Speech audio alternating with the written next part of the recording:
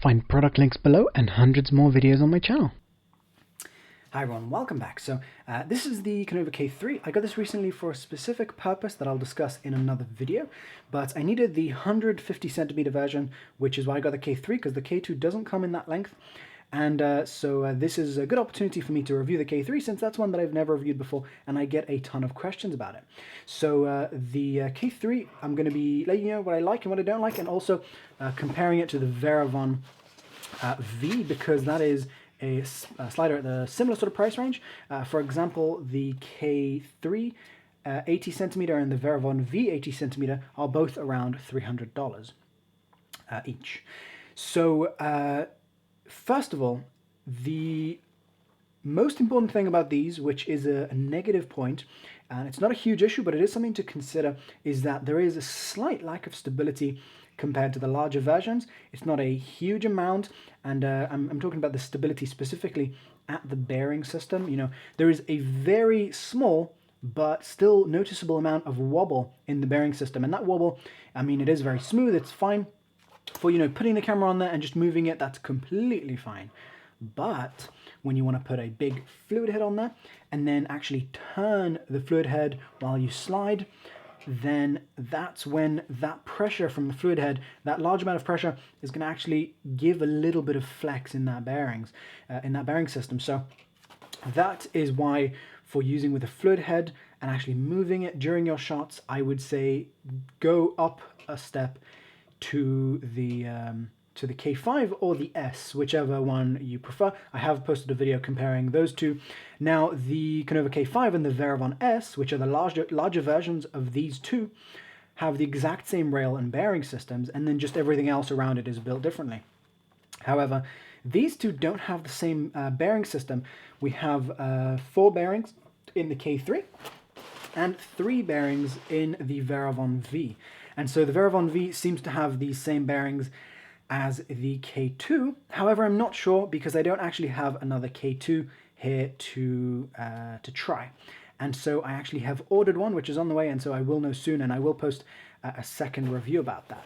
And another reason that I'm posting a second review about the K2 is because there is a lack of stability in the K3, and there was no lack of stability in my old K2. So my old K2 could handle huge systems on top of the slider with fluid heads and with big cameras without any problem at all. So, you know, I would have an adapter and a ball head and a fluid head on top of the ball head, and a camera on top of that, a large camera 5D with a big lens, and sometimes even with the rail system, and that was all fine for the K2.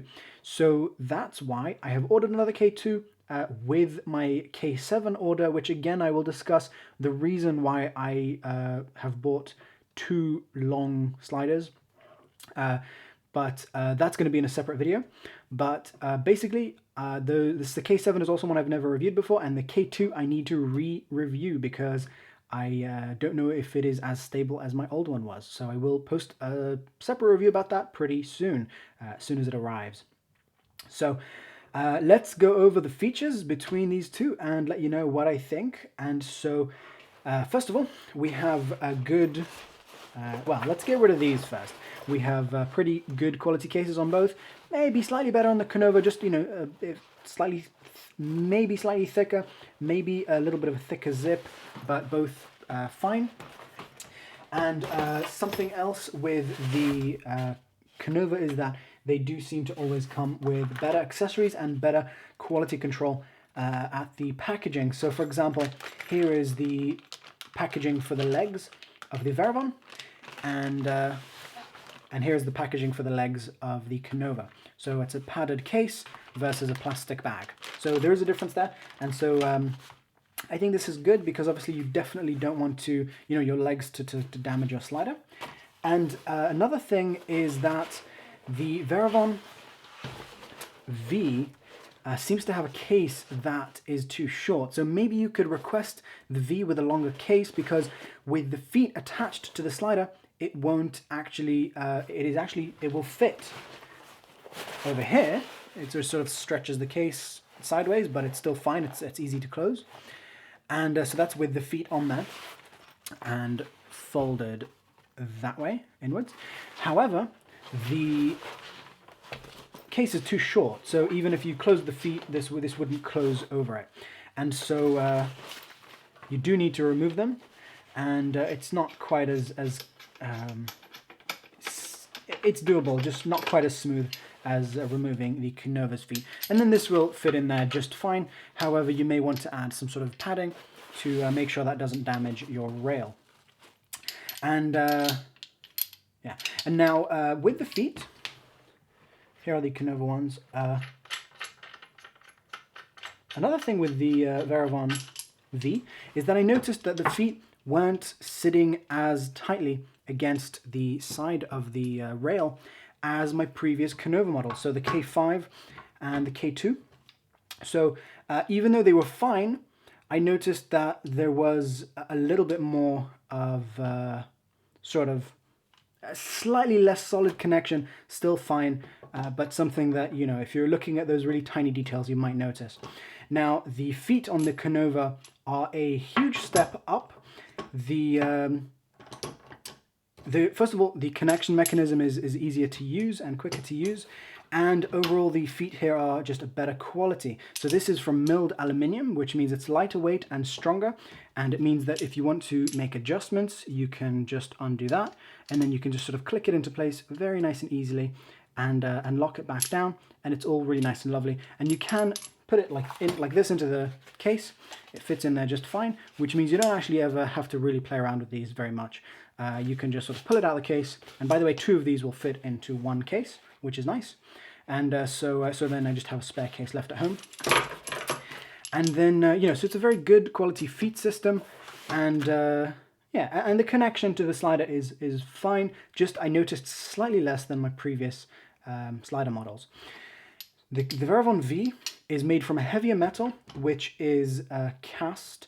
I don't know if it's iron or a mix of metals, but it is much weaker than this. Not with regards to how much strength it can take, because I tested this and it can hold a lot of weight. However, these things right here are very difficult to sort of spin and unspin.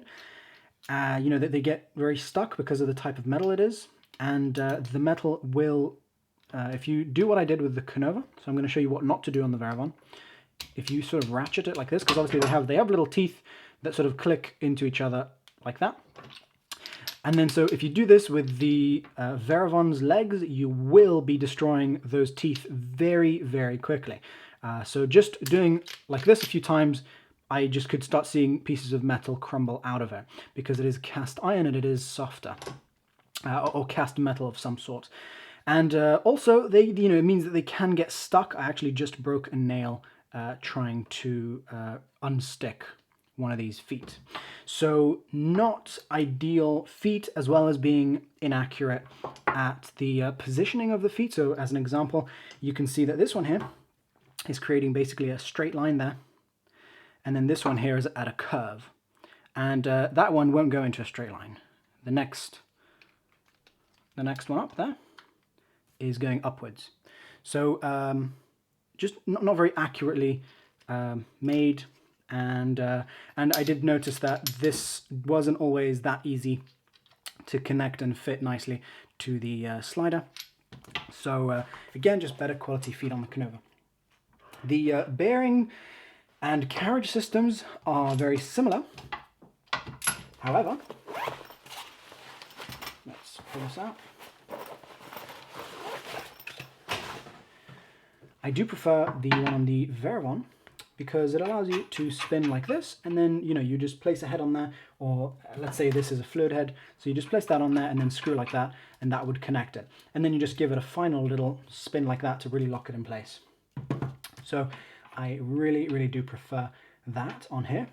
However, I am using quick release systems on all my slider gear now, and so that really isn't a problem anymore. I simply have a quick release on everything, which costs a little more. It adds about £25 per quick release plate, as an example for my ones, which are the Giotto's ones. So for me, that's not really a problem.